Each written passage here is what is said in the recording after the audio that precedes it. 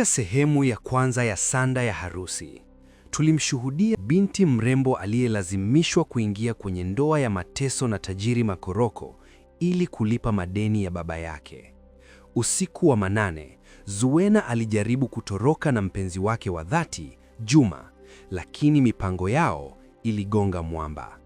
Walinzi wa Makoroko walimwacha Juma mahututi bondeni na kumburuta Zuena hadi kwenye jumba la kifahari la mumewe. Kule ndani, badala ya kukutana na kitanda cha harusi, Zuena alikutana na jinamizi. Kwenye kabati la siri, aligundua sanamu zenye ngozi za binadamu, na mojawapo ilikuwa imevaa pete ya marehemu mama yake. Kabla hajapata majibu, taa zilizimika na kicheko cha Makoroko kikasikika. Na sasa, tunaendelea na sehemu ya pili. Kelele ya Zuena ilimezwa na giza nene la chumba kile cha ghorofani.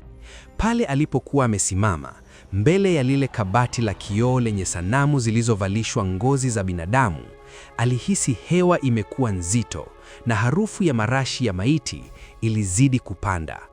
Mlango ule wa chuma ambao ulikuwa umefungwa kwa nje, ulifunguka polepole. Mwanga hafifu wa tochi ulitokea, ukionyesha sura ya tajiri Makoroko. Hakuonekana tena kama bwana harusi, bali kama mlinzi wa makaburi aliyekuja kukagua wafu wake. Usoni pake kulikuwa na tabasamu la kuridhika, tabasamu la dhalimu. Kwa sauti ya chini na laini ya kutisha, Makoroko alimwambia Zuena kuwa amevunja mwiko kwa kuchungulia vitu visivyomhusu.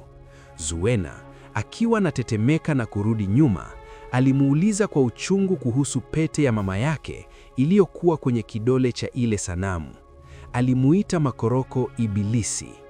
Makoroko hakukasirika. Aliingia ndani, akafunga mlango na kutembea taratibu kuelekea kwenye lile kabati. Aliusugua mkono wake juu ya kioo, akibembeleza sura ya ile sanamu yenye pete, kisha akajibu kwa utulivu wa kikatili. Alimwambia Zuena kuwa hakumuua mama yake, bali alimhifadhi. Alisema tatizo la mama yake Zuena lilikuwa ni kutaka kuondoka, na katika nyumba ya Makoroko hakuna anayeondoka, wanadumu milele. Hapo ndipo Zuena alipoujua ukweli mchungu. Utajiri wote wa Makoroko, mashamba yake na heshima yake, haukutokana na biashara za halali, ulitokana na kafara za wake zake. Kila mwanamke alipoingia kwenye nyumba ile, biashara za Makoroko zilifunguka maradufu, lakini ili zifunguke, ilibidi mwanamke huyo afungwe milele. Makoroko alimvamia Zuena, akamziba mdomo kwa kitambaa chenye dawa kali. Zuena alijaribu kupambana, akiliita jina la Juma, lakini nguvu zake ziliishia pale. Dunia ilianza kuzunguka, na picha ya mwisho aliyoiona ikawa ni sanamu ya mama yake ikimtazama kwa huzuni kupitia kioo. Giza lilimchukua. Wakati huo huo, huko bondeni, kando ya mto Rufiji, mwili wa Juma ulikuwa umetupwa kwenye tope, ukionekana kama zoga. Mbwa mwitu aliyepita alisimama kunusa, lakini akatimua mbio kwa hofu, kana kwamba ameona kitu cha kutisha kimesimama kando ya Juma. Kiwili cha mzee mmoja mfupi, aliyevaa magunia na kushika tunguri, kilisimama juu ya Juma. Huyu alikuwa babu wa Mtoni, mvuvi ambaye wanakijiji waliamini alikufa miaka 10 iliyopita. Kwa sauti ya kizee yenye kukohoa, alimwamsha Juma, akimwonya kuwa wafu wanatembea usiku huu. Juma alizinduka kwa tabu, akiulizia Zuena wake. Babu yule alimwambia ukweli mchungu, kuwa Zuena yuko katika mdomo wa chatu, lakini bado hajamezwa. Alimwonya Juma kuwa hawezi kupambana na Makoroko. Alimpa Juma siri ya ushindi. Alimwambia Makoroko anaogopa kitu kimoja tu, ukweli. Na ukweli wake umefichwa kwenye kioo cha nafsi chumbani kwake.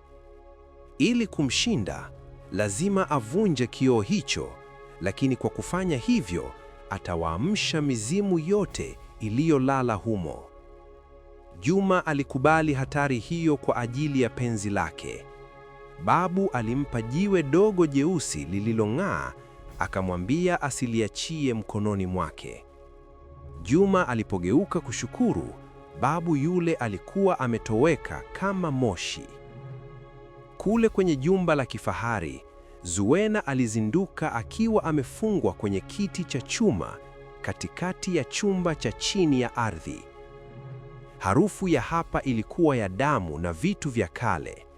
Mbele yake, Makoroko alikuwa nusu uchi, mwili wake ukiwa na michoro ya ajabu iliyoonekana kama imechorwa kwa moto. Alikuwa akipaka rangi nyekundu kwenye paji la uso la Zuena, huku akinong'ona maneno ya kiganga. Moyo wa Zuena ulipasuka alipoambiwa na Makoroko kuwa baba yake mzazi ndiye aliyemuuza kwa bei mbaya. Lakini katikati ya maumivu hayo, alisikia sauti ndogo masikioni mwake. Haikuwa sauti ya Makoroko, ilikuwa sauti ya mama yake ikimnong'oneza kuwa hawajafa, wamelala tu. Ghafla, kioo kilisikika kikivunjika kwa kishindo ghorofani. Pwa! Kingora cha nyumba kilianza kulia. Makoroko alishtuka. Juma alikuwa ameingia ndani ya nyumba. Kwa hasira, Makoroko alichukua panga lake kubwa na kukimbia ghorofani kwenda kupambana na mvamizi, akimwacha Zuena peke yake. Lakini alifanya kosa kubwa.